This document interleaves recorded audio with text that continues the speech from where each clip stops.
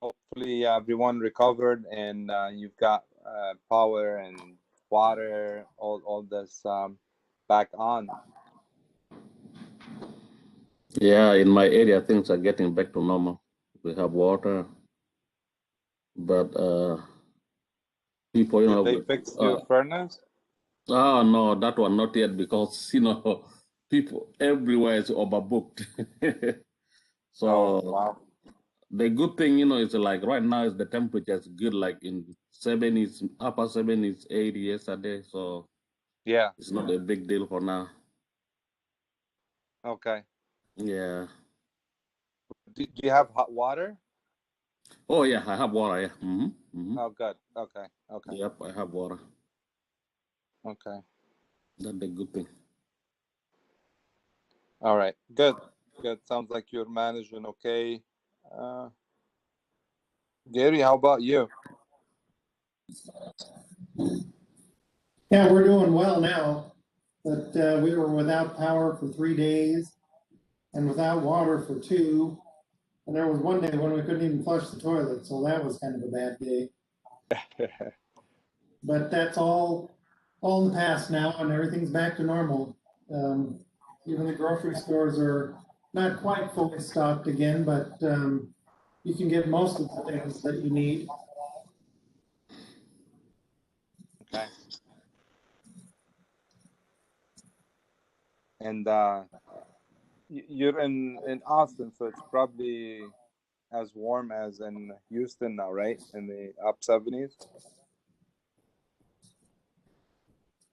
Yes, we're warming up to the 70s and even the 80s here.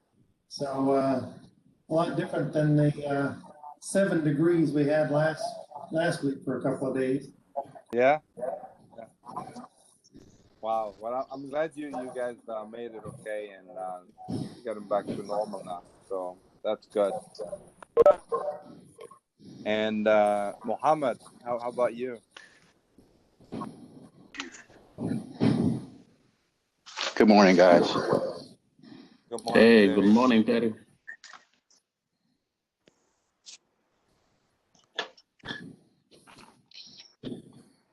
Mohammed, can you hear us?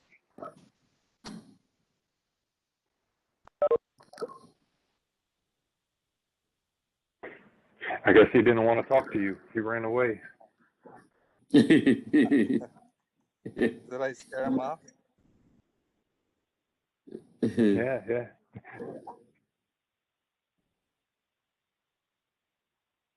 Okay. Mohammed, is that you? Yeah, we can't hear you. Can you hear me now? Yeah, now it's better. All right. How's Hello. things with you? Are you recovered well from the storm? Do you have everything back? How's things going? Yes, everything is back since 3 to 4 days ago, and yeah, and the weather is I guess is summer again now. It's pretty hot here, so It's getting hot, hello. huh? Yeah, it's getting hot, and the surfaces it's being restored, and that's a good. Okay. Well, that's good. That's good. I'm glad you guys made it okay. Thank you. Yep. All right. William, how's things with you? Oh, I can't complain too much. Everything's going pretty good. Okay. That's good. And Terry, how's things? Did you make it back home? Yeah, I literally just walked in my home about 5 minutes ago, and I got on the call with you guys. Everything's pretty good. Okay. Okay. Very good. I know Daniel is on a customer site this week. he's actually doing implementing a trispector on behalf of LTS. So they had a need there, and Daniel happened to be available, so he's doing that for this week. This is one of the activities we talked about that we could cover the gap and help integrate, our systems or our products. So he's got that going on. I know Charlie and Nick, they're visiting in a Magna facility, so they're not able to attend here. They're right now somewhere up in, I think it's not Cleveland, Bowling Green site in Ohio, and that's with Magna. They on a PLR application, so they're quite busy with that. And then we're having Charlie now is shadowing and working alongside with Nick to pick up on the PLB on the vision side of things. There, should we have more projects coming up, then we can support it. So we'll have between him and Eric, and Eric is currently finishing up the San Francisco demo, so he's not able to join, but he's out there, and he's got another week to come back. It's actually next week to wrap it up with Chris and Adam and the rest of the team, and we should have a working demo by end of next week. And the following week is where management board is visiting the San Francisco office, and we will have the demo ready to go and and run it for them. So before then, we should have like a video and much more updates from the team next week as they stitch it together. But that's the game plan. And who else? I think that covers. And Abdul right now is tied up with Mercedes, so he's not able to join. I think that's everyone. So let's see. William, do you wanna give us an update on the UPS CSG activities? Let's share this with the broader team on what you got going on right now, and if you heard anything today from UPS for the next couple or 3 visits that they're talking about. Sure. So I guess on a high-level overview, I think as of yesterday, we were at 52 different opportunities that UPS has brought to us. And, they're all in different stages of being looked at. I've got 2 pending site analyses in California. It'll probably be the week of the 8th and the 15th. I'll get both of those done. And those will have a potential of turning into larger projects, kind of like the CorrectRx. Do you remember I did a site assessment for CorrectRx last month? And this week they actually signed off on the first phase implementation of a print and apply system. And we're working on the phase 2, which is a sorter for them as well. So these assessments are, turning into even more work for us as a company. So it's been good. Common themes that I'm seeing on these are print and apply systems and TMMS systems.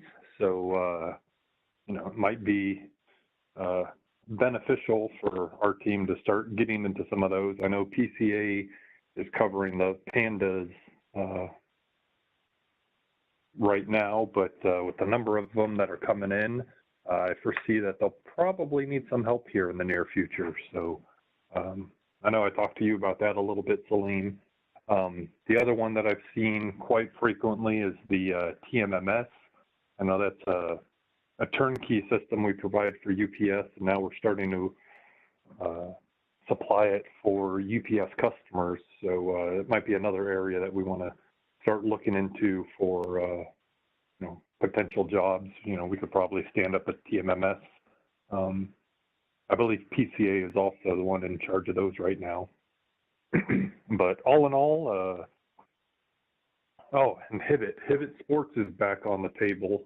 They're looking at sending me out for a site analysis. We've had multiple back and forths with Hibbett Sports. They come to us, say they want one thing, we quote it, and then they decide, no, that's not really what we want. Now we want this. So they kind of seem like they don't know what they want. They have some problems they want to fix. So they're looking at having me go out and do a site analysis there.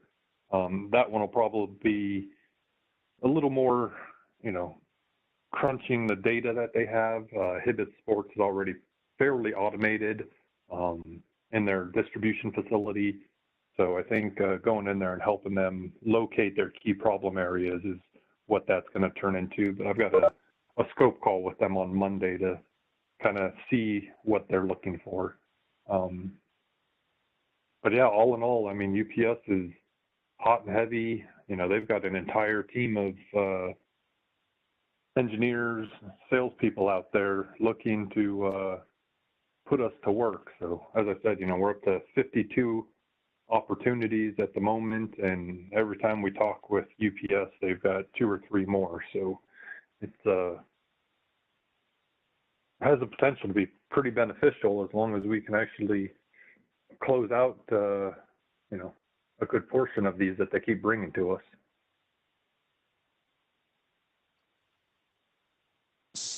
That's great. That's great. Thanks, William. You haven't heard confirmation back from UPS or the end customer yet for the next visits, right? For next week. Do you have that or no?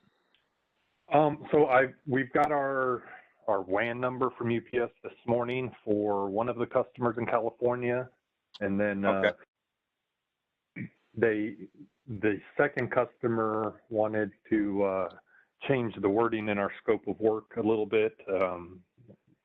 Basically, they wanted a Lean Six Sigma analysis, which Lean and Six Sigma are heavily tied together, so that wasn't a big concern with me. So we adjusted that wording, and that will go back out to the customer. And I'd say probably today or Monday, we'd probably get the WAN number for that one and get that one scheduled as well.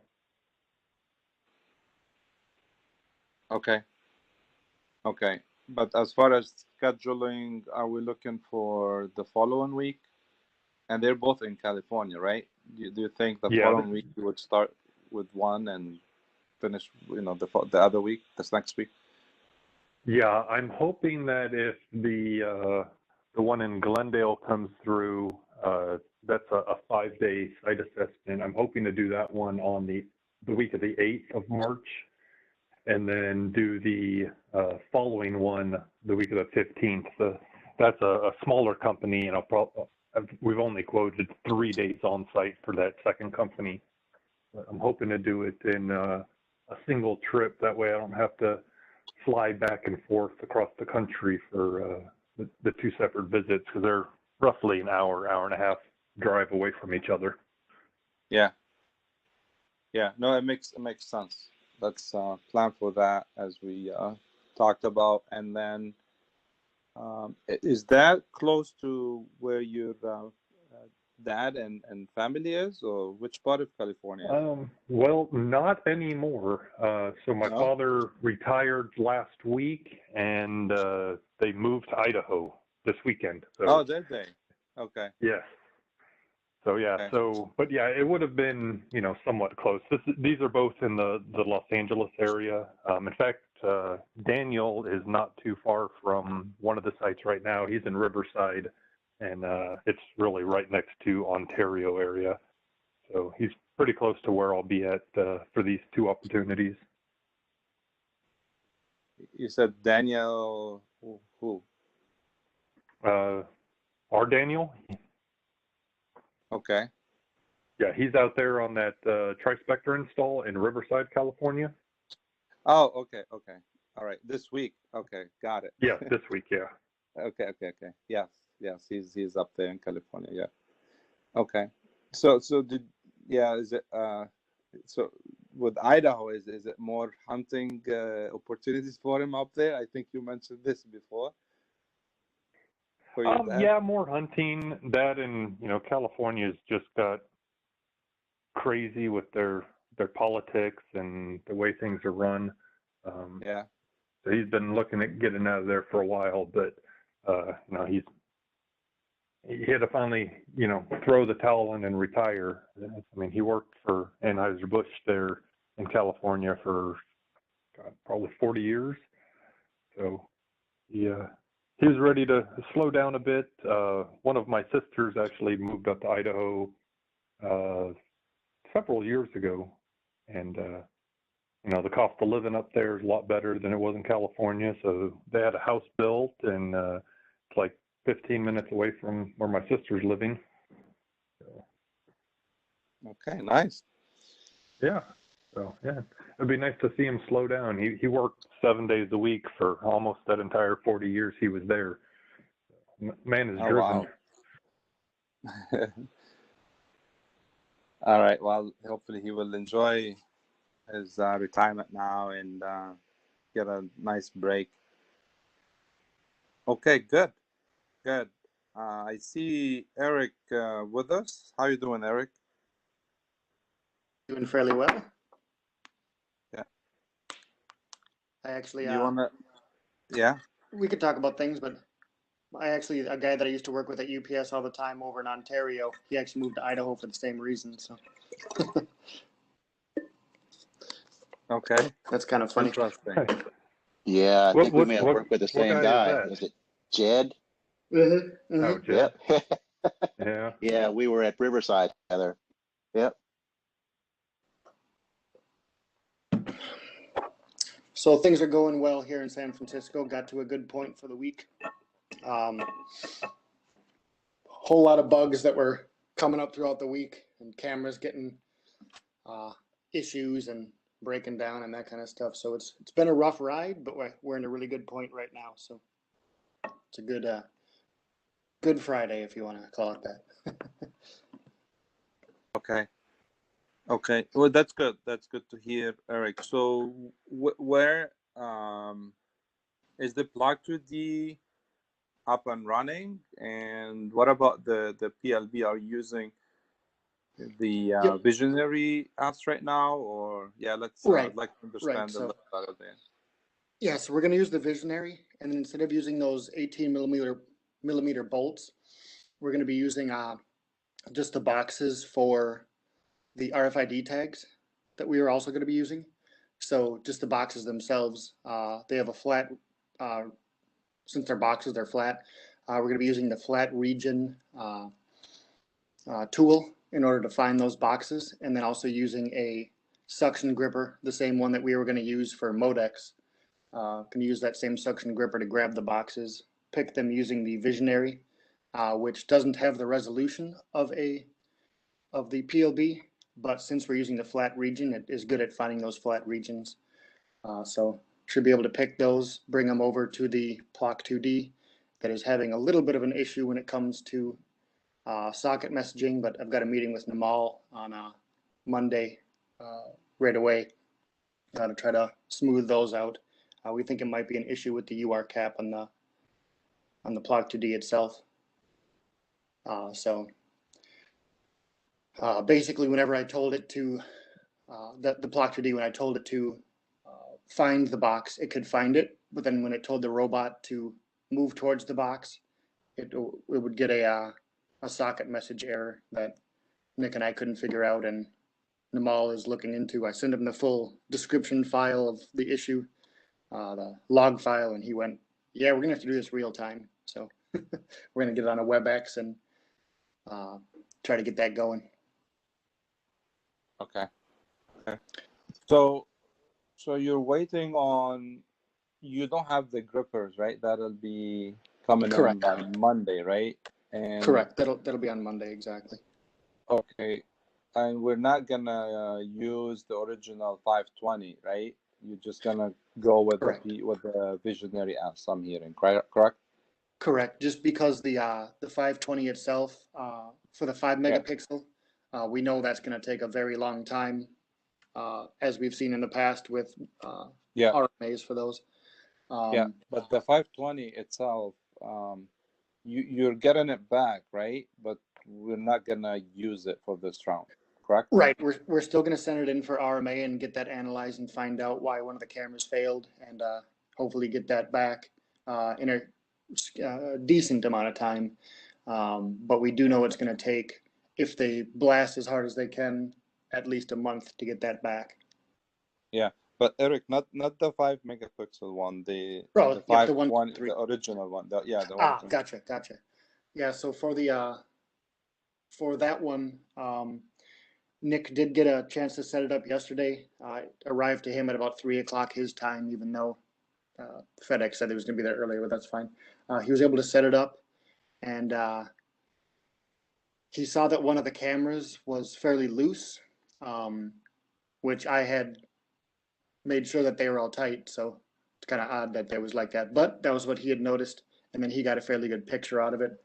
So he was going to send that. He said he could send that back, but just how we've shifted things to using the boxes and the Visionary, it's going to be a better opportunity with less holes right now with our time schedule that we have. Okay, sounds good. So are you flying back home today, coming back Sunday night, or what's the? Yeah, so I'll be flying back today, and then the earliest flight I could find Monday morning was going to get here at 10 o'clock. So I'll be getting here 10 o'clock on Monday morning. And then I set up the schedule with Namal to do that right away when I get here at about 11. Okay. And I know with him, he's over in Sweden, so it's going to be fairly late for him, but it's something that he suggested and wanted to do. So he's agreed to that time. Okay. All right. And what about the robot program? Did you get to deploy that and run it? I know there's the other ongoing issues, but as far as the robot motion, and were you able to get to that point and test it out? Yep. So I did make the what we're calling a shell program that has all the steps that we want it to have the Visionary find the box, point to, I get it, so it would go and point to the box. I should say it didn't move to the box because we didn't have the license yet, but it did receive the message and then kind of said no license, so I can't do it. So it did receive the message, and then I have all the steps. So all we need to do is get the license, and then it should be able to pick the box and bring it over. So I did make the program, set it up ready for deployment once we have it, the license. Okay. So yep, that should be good. Okay. So next Monday, next week is where we want to wrap it up, right? So it's good we have a plan B. We pivoted. Now we've got the robot guidance to Visionary else. That's good. I'm hearing Monday you'll have the deep dive and live troubleshooting with Switzerland team, and you should be getting the grippers, right? The grippers and the 520, but we're not using that. So the only hardware that you're missing is the gripper, correct? Correct. Okay, and that's being shipped. So Monday troubleshooting that. If that's all resolved, then you'll hook up the gripper, and then Tuesday you'll finalize it. So by end of Tuesday, if everything goes well, we should have the motion and the program kind of validated to an extent. Does that sound right? Right. And then of course it'll just be any other troubleshooting that comes up from the, Yeah. the live Yeah. live actions, if you will. Okay. And then Very good. And then probably Tuesday will be all fine tuning and making sure that it doesn't drop it in a couple millimeters away from where we wanted it to, and stacking and not colliding into each other. Just regular old troubleshooting stuff. Okay. All right. Very good. So yeah, let's give it another push. We're getting tight on time. I think we're much closer now. We just got this final validation and also interfacing with the conveyor, with the PLC, and there's some work there that Chris and Max will be doing around you. So next week there'll be a lot of activities happening between safety and controls, right, with Chris and with you. So the sooner we got things wrapped up, then allow you guys more time to or some time to validate it all together, right? Right. So yeah, let's keep that going, and you're just one phone call away from Nick. He's prioritizing this and dedicated for it. So that's and I know that's working pretty good. And anything else that you would need or comes up, please let me know so we can deal with it with the same urgency. Correct. Gotcha. Okay. Very good.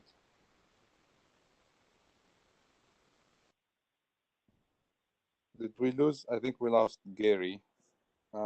Yeah, Gary said he had another call that he had at this time, so he let me know earlier he was going to have to drop off for that other call. Okay.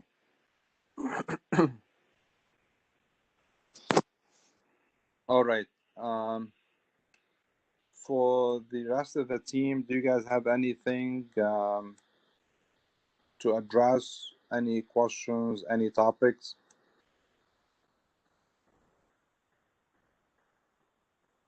Hey, I just wanted to ask Eric real quick, what robot model are you guys using for this demo?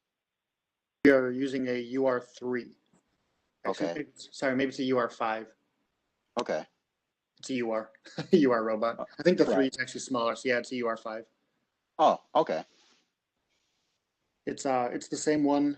I don't know if you saw the Modex demo or saw what we were using for PLB before. It's the same, that same size one. Okay. Gotcha. Yep. So all the UR caps and all the socket, sorry, not socket meshing, all the UR caps we have for like the PLB and the Visionary and all that kind of stuff on the support portal interface real well with that and make things real easy. Understood. Thanks. Yep.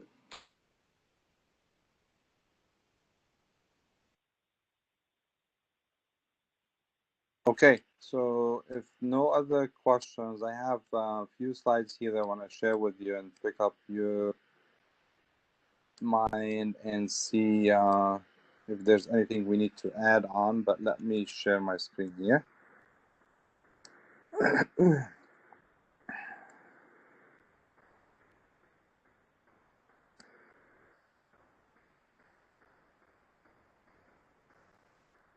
You guys see my screen? Yes, sir.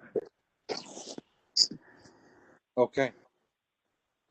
All right, I will, yeah, let me zoom in because I want to make any edits if need be, and I'm looking up for you to step in and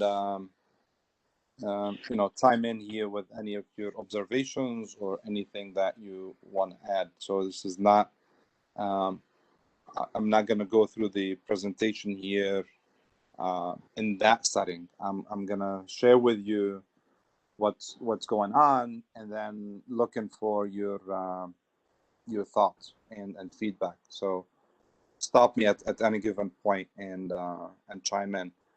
What this is, you see some of these slides. We had them before. We had this as the S&SI introduction. We've done a couple of these sessions. We've done it with management board, and we've done it with others, sales and other cross-functional teams last year and sometime before.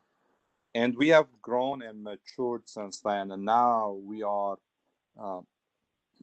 we are the Digital Technical Consulting Team, right? DTC, so former S&SI. And then there's the new digital consulting entity, and then there's the digital business consulting. That's where Chris and Gary one off to, and that's led by Divya Prakash, DP, and then reporting to Ron Jubis. So that's that sales division there, or the digital consulting team. Now we're tied up to that organization through the SBB, Sick Beyond Border, right? And then we still reporting to Commune, and that's all structuring still in place. Now what we're doing is we're putting together a campaign and to communicate to the broader teams what we're all about. Like, what is digital consulting? What is DTC? What is DBC? And how can we work together with sales? And then more importantly is to communicate a clear and direct message on not only who we are, it's like why digital consulting, what do we do? So the why, the what, and the how, okay? And then cover up, okay, what's the value proposition, what's the differentiator, and leave them with that message in a simple way, so it's not overwhelming and it's not like gray, right? So with that said, I've put some slides here. DP is also putting some slides. We're going to combine them together, and then we're going to go with this effort to conduct this campaign. And there'll be meetings with Salesforce. There's actually a meeting set up for March 12th. I'm going to send it to everyone of the team, and that's with all the project managers, all the CPM Pro. Right now, they're all going under one umbrella, and we might have worked with some of the CPM Pros, but there's like 30 plus project managers that handle those pro activities or projects. So we have an opportunity to sit in front of them and introduce our team, and everybody's invited to that. Actually, I asked to do it on a Friday, which matches our team meeting. So I believe it's at 9 or 10 Central. I'll forward you the note, and that'll we will join that meeting instead of our at least for that section or that part of the meeting. And that'll be with all the project managers. A good opportunity to get in front of them and to the introduction. So that's one output to this, and also we'll do it with sales between FA, PA, and LA. What we have here, and this has been drafted, this is not final. We're still working through it, but the objectives, it's around Industry 4.0 being that trusted solution partner, TSP. You'll hear that term a lot. And we are a solution provider, not just a serial product or systems. It's beyond that. It's tying those serial products and systems into a broader or overall system, right? So we've always been saying that. We've kind of been singing this tone, for a good while. We want to make sure that it's clear. And then what does that really mean, right? So there'll be some examples here in a little bit that shows that. And then it's not only this, right? That's the digital portion of it, but there's also the automation and the integration services that we do. It's tying and stitching these systems together with the customers' existing platforms and also with their ERP, or from the 0-meter level all the way to the cloud base. So it's about the partnership. It's about working closely with the customer and being their true trusted advisor, and doing that in a fast and agile way, in a way we can pivot quickly and help them solve their challenges. So it's all good. It sounds, great and everything, but for the rest of the team, or our colleagues and even external. So what does that mean, right? This sounds good and nice, but what does that all mean? We have this view here, and if you have seen this, this is the that trusted solution partner that this came from AG, and this is actually an outcome or a vision behind the SBB, Sick Beyond Border. So what this means is, you see here right in the inner, I'm gonna play this, so it's gonna take a minute here.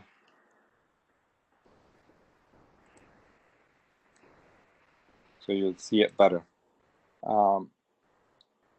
What this all about is starting here from the inner circle, right? It was very centric around the customer. We are in blue. Customer here, I think, with the crown. They are. I mean, we centric. It's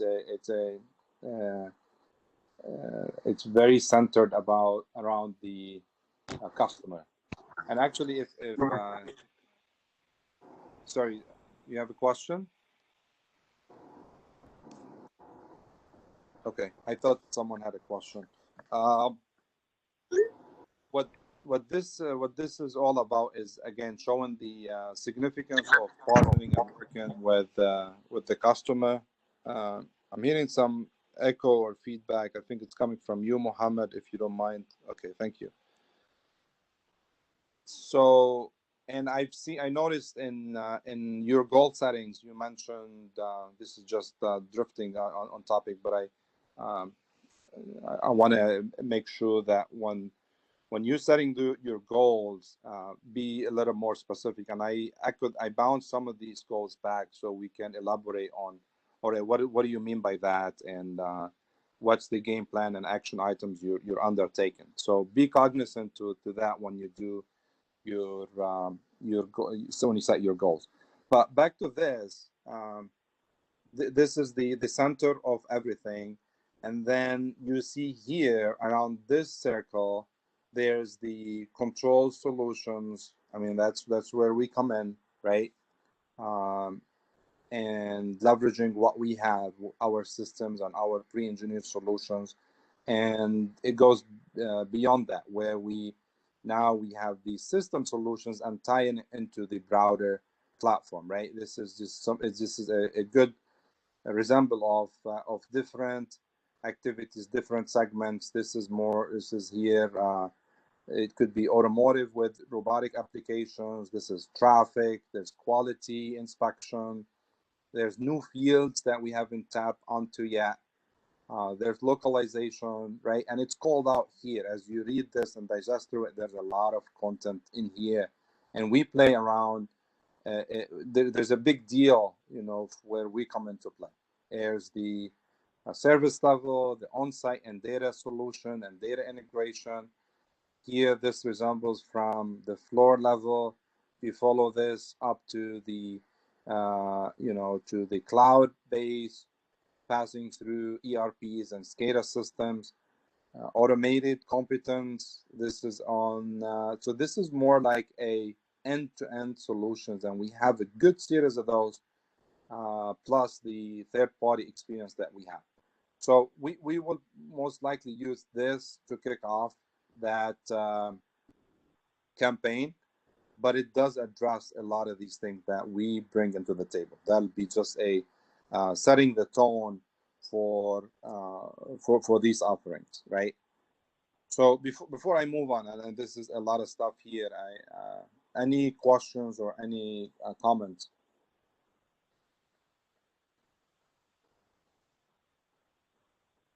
I'm good, my side.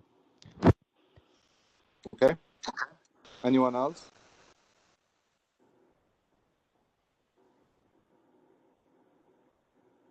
Okay. So I will move on. This is here, just elaborate on our charter, right? What do we do? What do we deliver? It's the complete end-to-end systems and solutions, right from the integrated shop floor through the enterprise level, coming across different enterprises and layers, right? From the 0 meter level all the way up. We do bridge the gap between the sensors and IT and integrate into customers' ecosystem, whether it's on machine and on the process level. We want to be that trusted advisor, so we are recognized as an expert in the application domain and provide our professional services around consulting, right? So that's where DBC, DTC come into play, technical project management, flexibility with engineering, and then providing local services. And that's what differentiates us from competition, right? It's the service layer on top of the system and the solution offering. And it could contain some of the third party, and that's where we bring in that level of expertise, right? That intimacy and knowledge with the third party content. So that's pretty much here. This is, again, I'm combining those multiple slides together. So I'm gonna bounce back and forth, but I think the rest of it is covered here. And then this view will show them, okay, so what is that? What does that really mean? I mean, we're talking, we bring in a lot of experience and competencies. I think this is, yeah. And what this means is we are knowledgeable and have extensive experience with these different settings, right? With on the technology base, there's the 2D, 3D vision, the 0, 1, 2, and 3. That's the same. That's the grading and the what we use, the legacy behind this, right? So well, I might want to add here that legend, but nonetheless, what does this mean? And then it just shows, that level of experience, right? Around all these different platforms and technologies. And it does cover the segments for logistic automation. I mean, we have wide level of experience there. And then I will, after this one, I'll go and show, okay, where's the team located? This will still show DTC and DBC team. So it still shows Chris here in Phoenix. We have 2 engineers up in Minneapolis, and the rest of the team is in different regions of the country.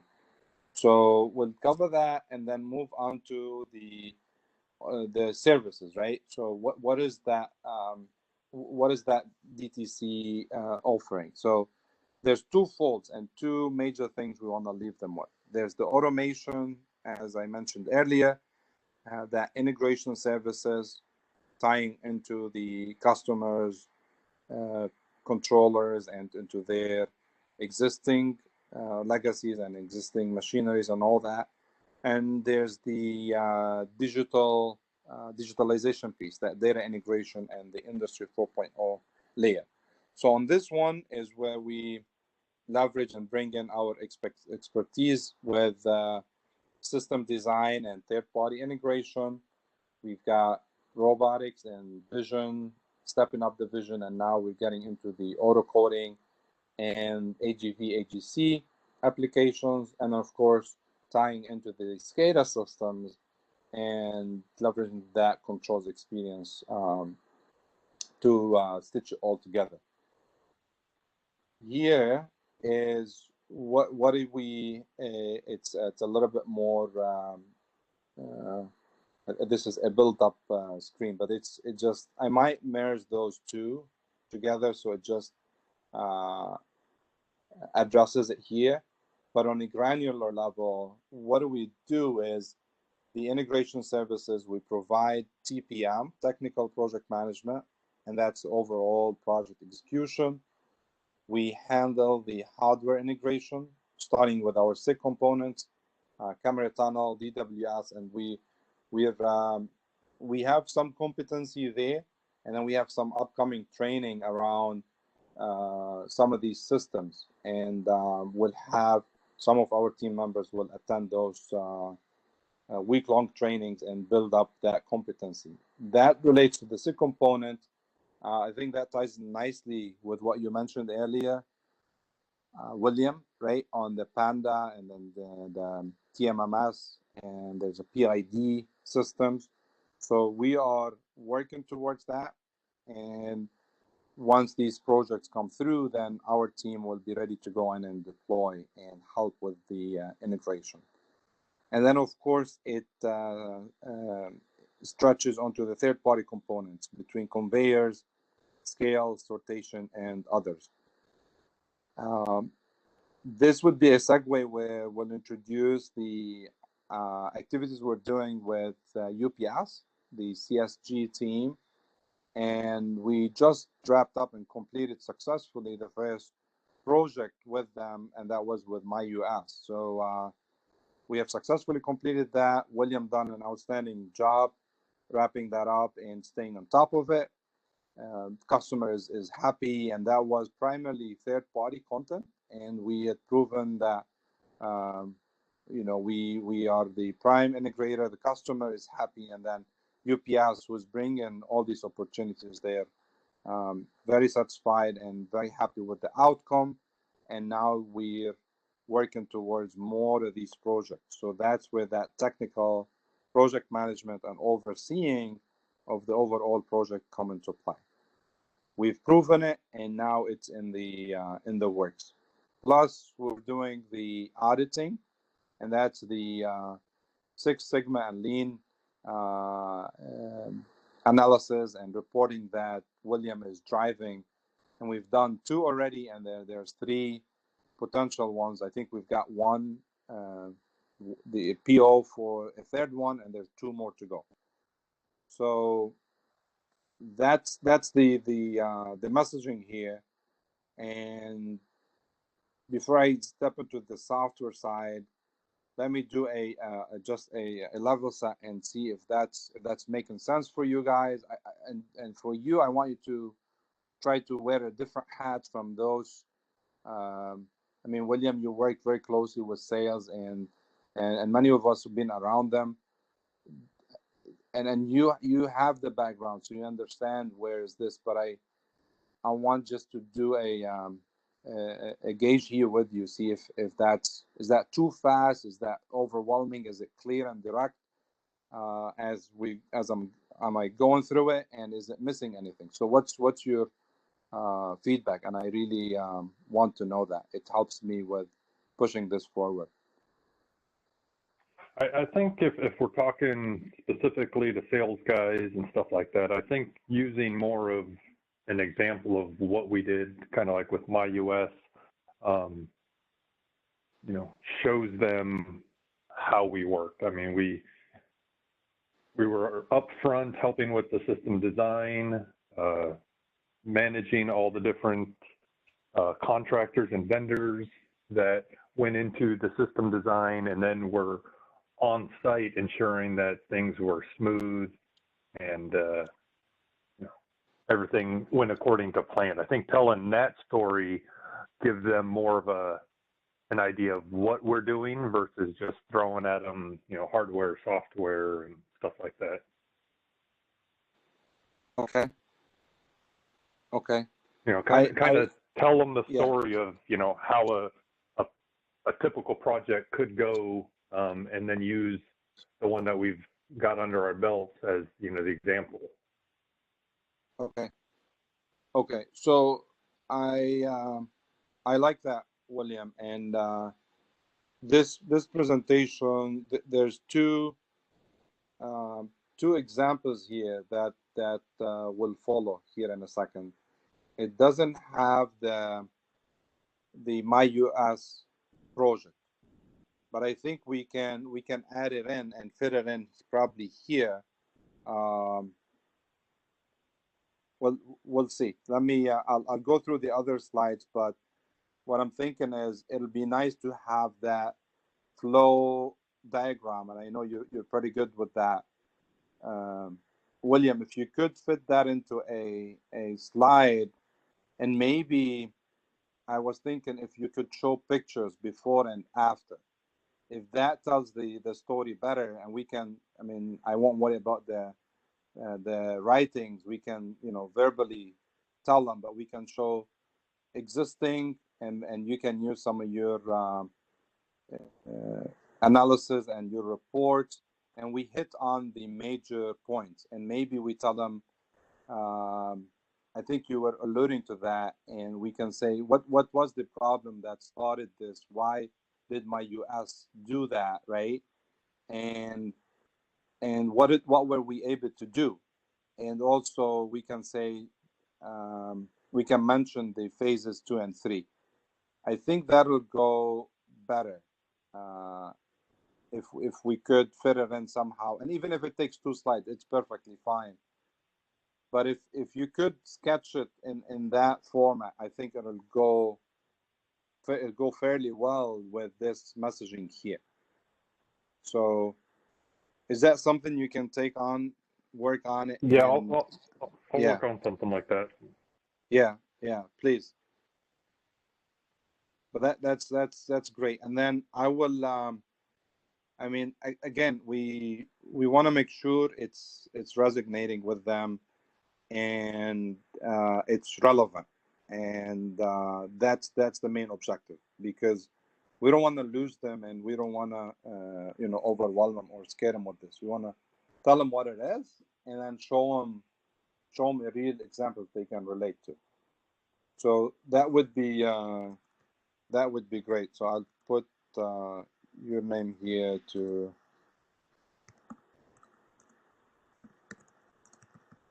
a process flow with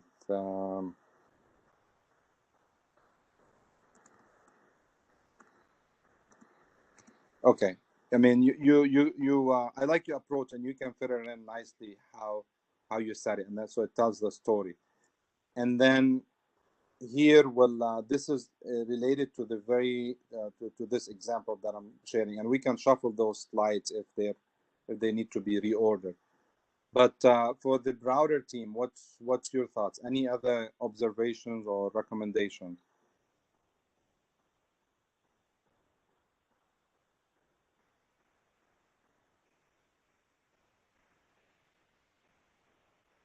Okay, you are on mute, so if you have something, please go ahead. I think you put them all to sleep, Salim. That's not good. Not me. I'm probably like you, have jet lag, so that's impossible.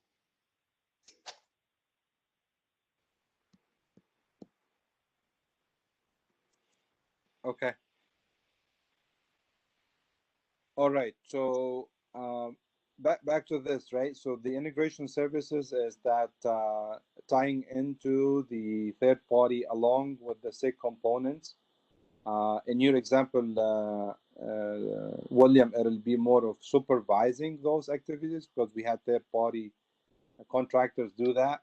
In this example, it's more of like we are taking on that level of integration and, excuse me, and tying it together. And that extends here to the software, where we either customize the software and implement it for them. An example is this pallet audit software, which is an example with a 3M that we've done. And then, of course, tying the controls, PLC, HMI networks, all that falls under that umbrella, and interfacing with the customer ERP and SCADA system, WMS, etc. On top of this, if there's a package analytics or some sort of analytics that sits on it, we can also support and integrate that with the overall system. Now, this here, and again, there might be some shuffling here. This is not final. If how we, you know, how I restructure it, but this shows this an example of a track and trace example with the 3M project for a pallet auditing system. Okay, and I'll take you through the process here a little quick. And what this is doing, we're doing auditing for this customer. They wanted to do a random auditing for their pallet because they found some discrepancies and mismatches when it's getting shipped or when it's received at the end customer. So if this is something they're sending to Home Depot or Lowe's or whatever, they're finding after the fact. So they wanted a solution that can validate the pallets before it leaves the site. And in this example, or the warehouse, in this example, we have came up with a system to solve that and do the pallet auditing. So the way it's flowing, the forklift driver, he brings in the pallet, and the operator here will scan it. So actually, we have an API that retrieves the manifest from the 3M server. So we retrieve the data set into a local server, and then operator would scan the license plate number, and now we get it through our technology. In this case, we're using the SIM 2000, and then the API will populate the pallet results on a display, which is this user interface. So this is all being custom made. We've worked with the PCA team. They came up with this, and we helped put it together with them. This is a pilot that we successfully implemented at 3M. So this is the user interface. It has some indicators and some data sets to display for the operator to guide them through the process. And if then the operator would load the parcel and onto the conveyor. So there's a conveyor section here. This is a third-party conveyor, and it will pass it through the conveyor onto this camera tunnel, onto this system, the vision system that we have, that will do the cross-checking and validation for the parcels against the manifest. Okay, so this is where the validation comes in. Now, if everything matches, it's gonna pass through, and now it gets to this on the unload side for the operator, and then they will stack it back up. If there's a mismatch, let's say this there's something here that wasn't matching, then we will reject it and kick it off, where another operator will come in and check that out and get the right boxes. So it's again, it's doing the auditing, and in this example, we are providing the end-to-end solution, right? We have the API that takes care of the interface. We have the technology. There's a SIM 2000. There's some camera system in here. We can drill down further. I don't know if we want to get too deep into the bits and pieces of that. And we have the display through the user interface. We handling the automation control of this third party, and the belt and the diverts and the stopper, and tying it all together with the customer's ERP, with the customer's WMS. So it's a true end-to-end solution where we leverage, all these, all the expertise, and then we worked hand in hand with PCA on piloting this. LTS team had a play where they did the installation like they normally do for the camera tunnel, and then we did we tied this to the controls layer and with the WMS. So that would be the message here for this example.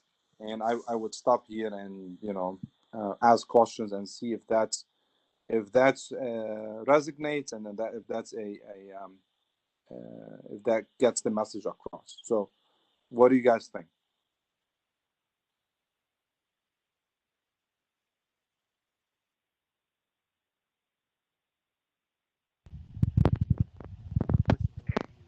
I think leaving some of the specifics out is a good idea. Like you said, you don't want to overwhelm them with the details. Just a high level of what was done, I think, is sufficient to let them know, how we interacted.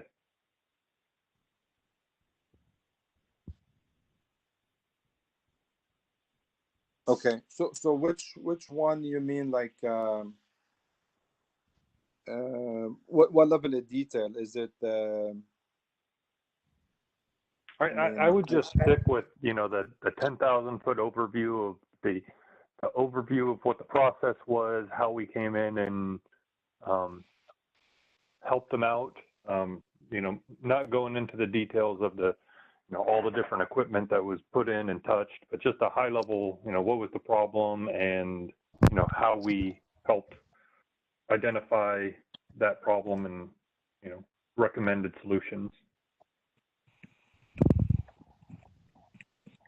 Okay, and then kind of keep it at that level. If someone wants more details, we can drill down, but at least we make sure they get the idea of what are we capable of doing, and not getting into technical, right? I'm trying to Exactly. So I think that's what you're alluding to, right? That's okay. Good feedback. Anybody else?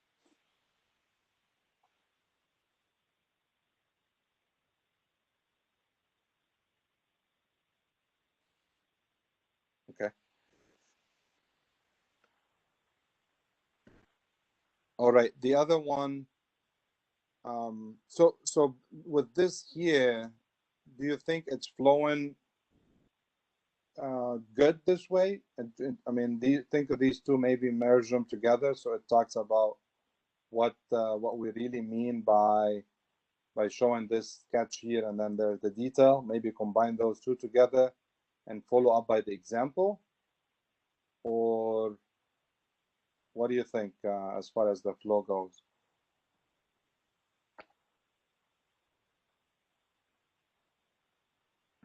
Well, you said you had two examples, right? Yes, the other one is coming up for the data integration. Okay. I mean, I don't know how much information's in on that one, but maybe do start off with a high level. This is what we can do. Go into our efficiencies, and then another example. Just kind of reel them in with, hey, here's a type of project we've done. Here's the type of thing that we've applied this to. Oh, by the way, we don't only have that. We have all of these competencies and all of these offerings, and then finish it up with, and here's another example that shows something different than the first one. Okay. So you kind of hook them at the beginning with a high-level example, and then give them some more details about what we can do, and then show them, here's a different example. Okay. Okay, so it's two anchors we want to leave them with, right? It's on the automation and the integration services using this example, right? Because this has the conveyor, the third party has the system here, has the other services like LTLs, and so as a differentiator, right? From a SIG perspective. And then we will get into this here on the digital solutions. Same thing, right? We're tying into the SIG component. Now we're getting down into these technologies that support that initiative, and then third-party components, gateways and others, and then doing the integration.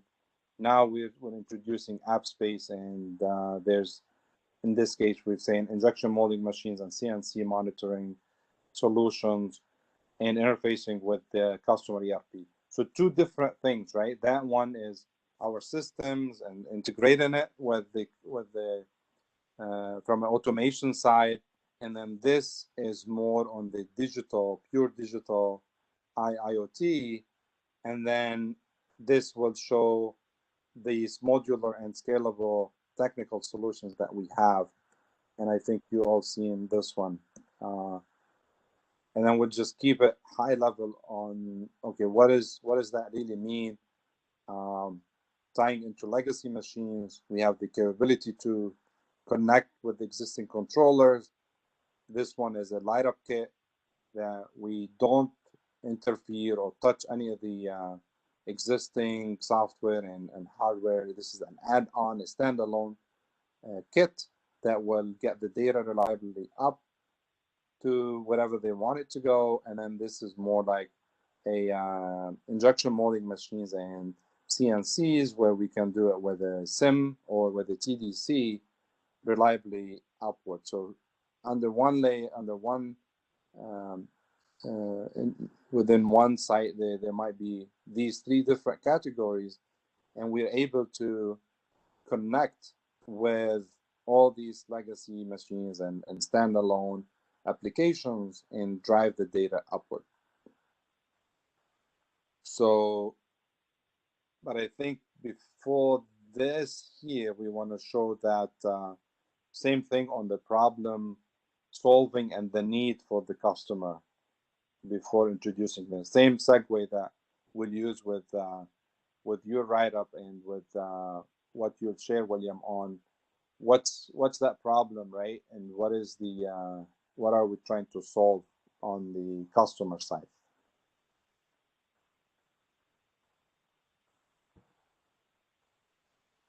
Does that make sense?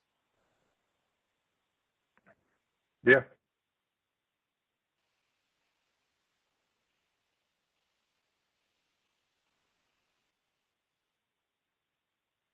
Okay.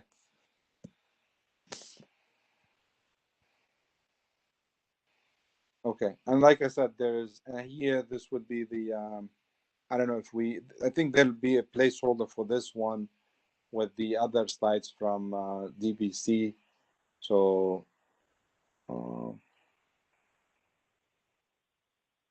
yeah. And then we can take them through these ongoing projects. So we can just guide them through it just to, we'll see how, maybe this will be toward the end, just to show them other examples. Yeah.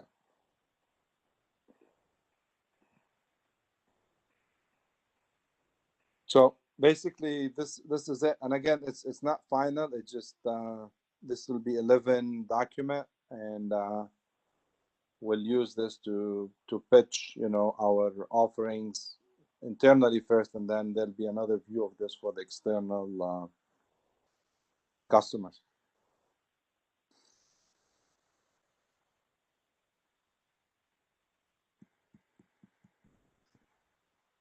Okay, just wanted to share it with you guys and pick up your brain to see if that's if we're missing anything else here.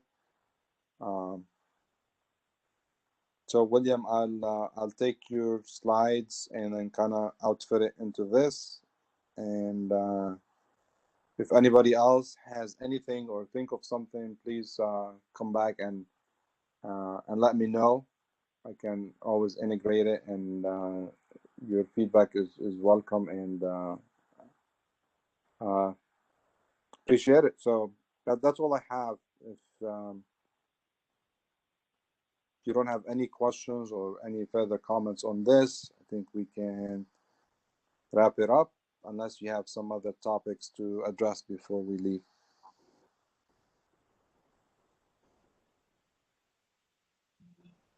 Hey, William, Salim, is it possible, real quick, to actually kind of have the best of worlds? Like William said, you want to kind of simplify the presentation so you don't really drill down into it. But do you think that you could provide a link on your presentation so if someone was curious, they could kind of click on that and kind of, maybe deep dive for themselves to get a little more information, but to still leave that available for them if they choose to? Or do you just have to take that out altogether?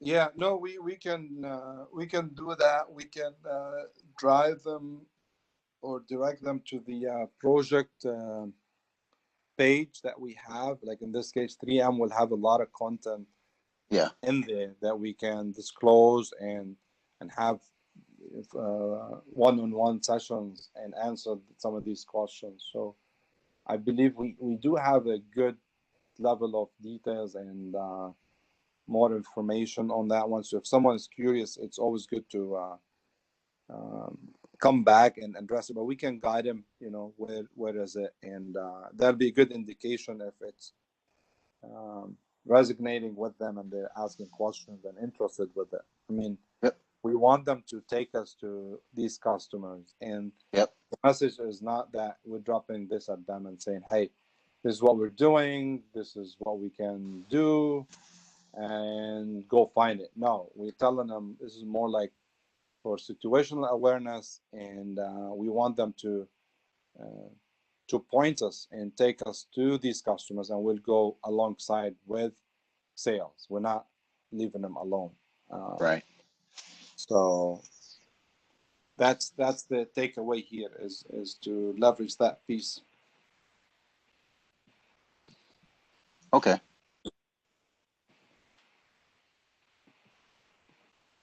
Okay. Anything else?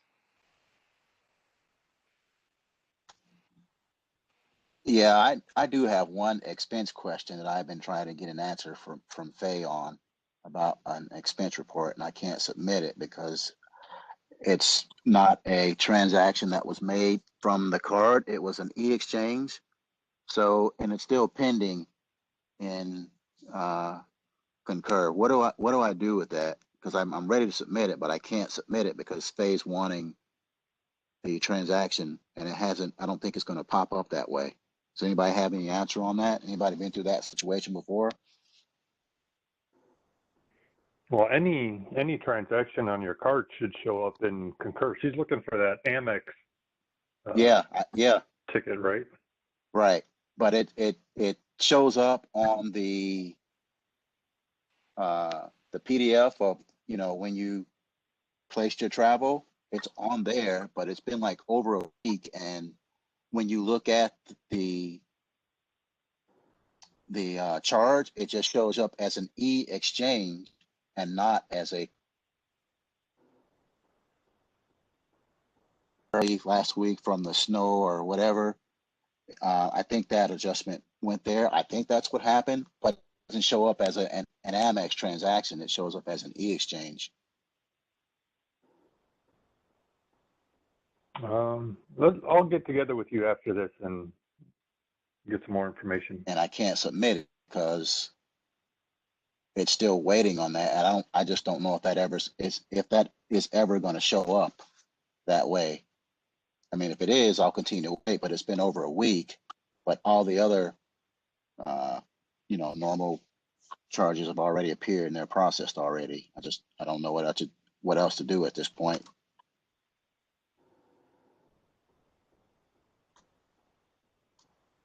I can show you,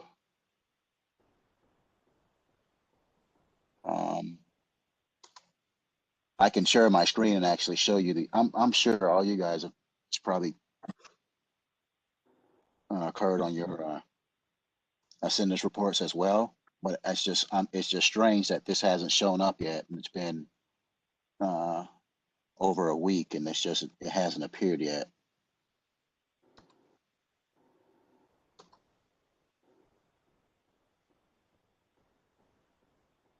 Yeah, I'll give you a call after this, and we can look into it a little more in depth, Terry. All right. Thanks.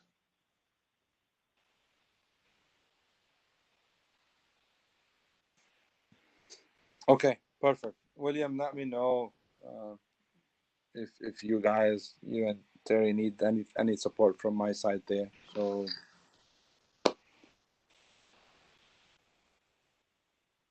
okay. Okay, thanks. Yep, no problem. All right, if there's nothing else, let's wrap it up, and thank you for your support. Let me know if you need anything, and you guys have a great weekend. Thanks, you too, Salim. Thanks, Salim. Thanks, guys. Have a good weekend. You too. Bye bye.